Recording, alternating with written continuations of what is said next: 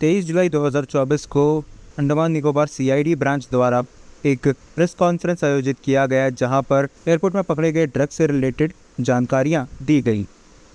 आप सभी जानते हैं कि अंडमान पुलिस अपनी zero tolerance against narcotic substance के तहत एक कांस्टेंट मुहिम पे है पिछले काफ़ी समय से। और आप देख रहे होंगे निरंतर हम लोग अपना अंकुश मादक द्रव्यों के अगेंस्ट बनाए हुए हैं। अंडमान भारत सरकार के माननीय प्रधानमंत्री जी का जो नशा मुक्त भारत अभियान है, इसका एक अहम हिस्सा है। और आप इसकी महत्ता इसी से अंदाज़ा लगा सकते हैं कि अभी 3 दिन पहले ही जो नार्कोटिक कोऑर्डिनेशन की अपेक्स कमेटी की मीटिंग हुई, इसको माननीय गृह मंत्री जी ने स्वयं चेयर किया। और हमेशा से उनका एम्फेसिस ये रहा है कि होल ऑफ गवर्नमेंट अप्रोच होनी चाहिए। और मुझे ये बताते हुए बड़ा फक्र है कि अंडमान में न केवल पुलिस बल्कि प्रशासन के सभी अंग, सारे डिपार्टमेंट जो कंसर्न है, चाहे वो फिशरीज हो, फॉरेस्ट हो, शिपिंग हो, अंडमान निकोबार कमांड में कोस्ट गार्ड एंड नेवी का सहयोग हो, हम सब मिलके इस काम को अंजाम दे रहे हैं। और इसी क्रम में परसों एक सूचना मिली कि हवाई जहाज से 2 लोग कुछ मादक पदार्थ कैरी करके आ रहे हैं। उसके आधार पर हमारी जो police station crime and economic offences wing है, उनकी टीम तैनात की गई। और उन्होंने हवाई अड्डे से बाहर निकलने के बाद उन लोगों को जब स्पॉट कर लिया, चेक किया, तलाशी ली और उसके बाद अरेस्ट किया। इसमें हमें 5 किलो से अधिक गांजा प्राप्त हुआ। उस पर आगे भी टीम काम कर रही है। उसी क्रम में आज सुबह भी एक व्यक्ति को अरेस्ट किया है जो कि इनके साथ इन्वॉल्व था, उसको बेचने में।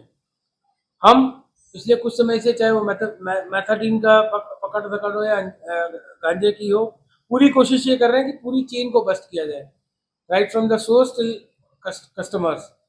उसमें हम लोग काफ़ी हद तक सफलता भी पा रहे हैं। FIU जो भारत सरकार की फाइनेंशियल इन्वेस्टिगेशन यूनिट है, उनकी भी मदद ले रहे हैं ताकि फाइनेंशियल ट्रांजैक्शंस तक भी पहुंचा जा सके। इसके अलावा मुझे सबसे बड़ी खुशी इस बात की है कि आप लोगों से, जनता से और खासतौर पे मीडिया के कुछ साथियों से भी समय समय पे हमें बड़ी अहम जानकारी इस बारे में मिल रही है। इसी वजह से हम लोग इतना सफल हो पा रहे हैं। मैं आप लोगों से पुनः रिक्वेस्ट करूंगा और आपके माध्यम से जनता से भी कि जब भी इस बारे में कोई सूचना हो, आपको पता चले कि कहीं ये चीज़ बिक रही है या कहीं बच्चे इसमें इन्वॉल्व हो रहे हैं, कोई भी इन्वॉल्व हो रहा है, तो हमारा 24x7 हेल्पलाइन नंबर भी है, व्हाट्सएप नंबर भी है, हम सब अधिकारी भी हैं, हम तक वो सूचना जरूर पहुँचाएं।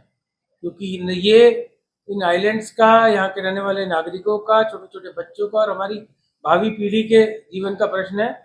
और मुझे पूरा विश्वास है कि हम सब मिलकर अपने इन सुंदर द्वीपों को इससे मुक्त रखने में काफ़ी हद तक सफल जरूर होंगे। नहीं, अभी एग्जैक्ट लैब टेस्ट तो नहीं आया, बट ये मोटा मोटी कन्फर्म हुआ कि वो हीरोइन था प्रिलिमिनरी टेस्ट में।